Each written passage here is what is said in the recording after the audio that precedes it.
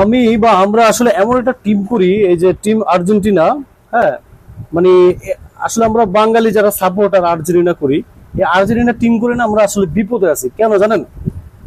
Argentina হারলে তো ফেসবুকে ঢোকাই যাবে না, আর জিতলেও ফেসবুকে ঢোকা যায় না। কেন জিতলো? এই গোলটা অফসাইড হয়েছে, ফিফারের টাকা খাওয়াইছে, তারপরে মানে দলের টাকা খাওয়াইছে, মানে নানান কথা। ভাই হারলেও বিপদ, জিতলেও বিপদ, তাহলে কি করা যাবে? ড্র করব? বলেন।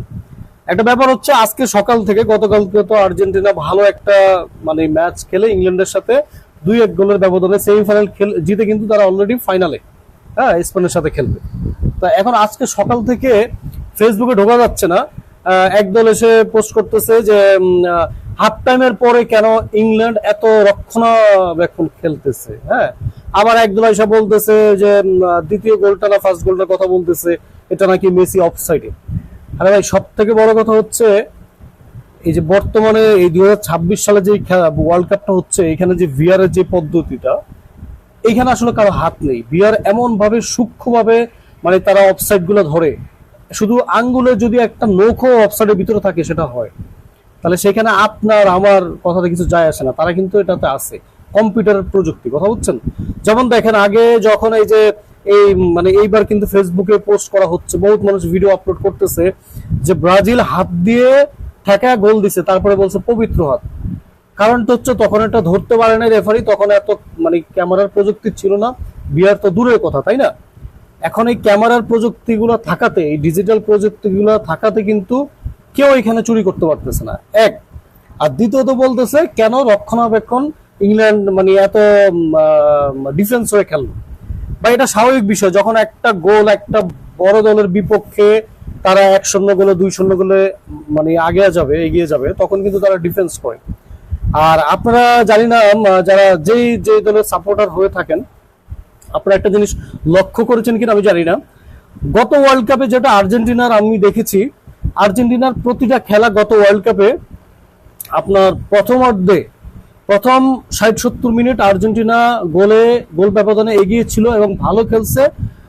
70 মিনিটের পরে গিয়ে আর্জেন্টিনা কিন্তু গোল খাইছে এবং অনেক ম্যাচ ড্র হয়েছে। মনে আছে নেদারল্যান্ডের সাথে ম্যাচটা? মনে আছে?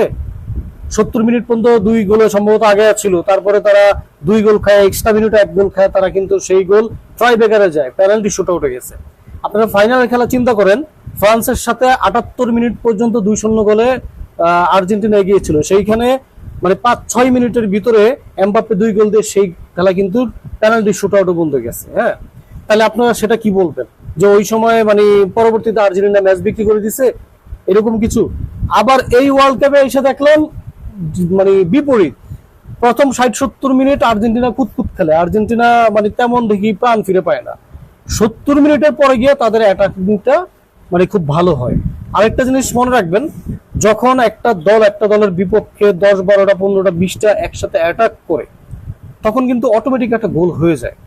আপনারা খেয়াল করছেন কিনা না, ব্রাজিলের যেই সম্ভবত জাপানের সাথে একটা খেলা, হ্যাঁ, জাপান যে 1 গোলে আগে ছিল, তখন ব্রাজিল লাস্টে দিয়ে গিয়ে এমন ভাবে অ্যাটাক করা শুরু করছে, ওই যে কিছু কিছু প্লেয়াররা গিয়ে মানে এমন ভাবে অ্যাটাক করা শুরু করছে, ফাইনালি এখান থেকে তারা 2 গোল নিয়েছে।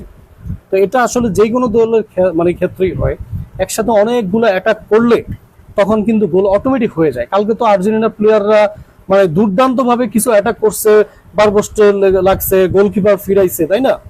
তো এটাই আসলে দিন শেষে বলা হয়, আর্জেন্টিনা কালকে দুর্দান্ত খেলেছে, কংগ্রেচুলেশন আর্জেন্টিনা টিমকে। হ্যাঁ, দেখা যাক ফাইনালে কি হয়। স্পেন খুব দারুণ প্রতিপক্ষ। হ্যাঁ, তারপরে যেহেতু আমরা আর্জেন্টিনা, আমি বিশেষ করে আমি আর্জেন্টিনা সাপোর্টার, আসলে খেলাধুলার ভিতরে জয় পরাজয় আছে। যেহেতু গতবার আর্জেন্টিনা ফাইনাল খেলেছে, আপনারা দেখেন 2018-তে ফ্রান্স ফাইনাল খেলছে, কাপ নিতে পারে, কাপ নিয়েছে। 2022-এ ফ্রান্স ফাইনাল খেলছে, কাপ নিতে পারে না, এবার বাদ পড়ছে।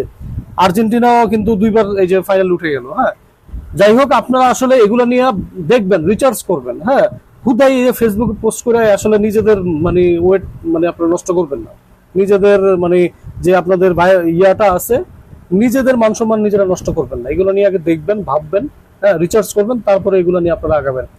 এগেইন কংগ্রেচুলেশন আর্জেন্টিনা টিমকে। ধন্যবাদ সবাইকে।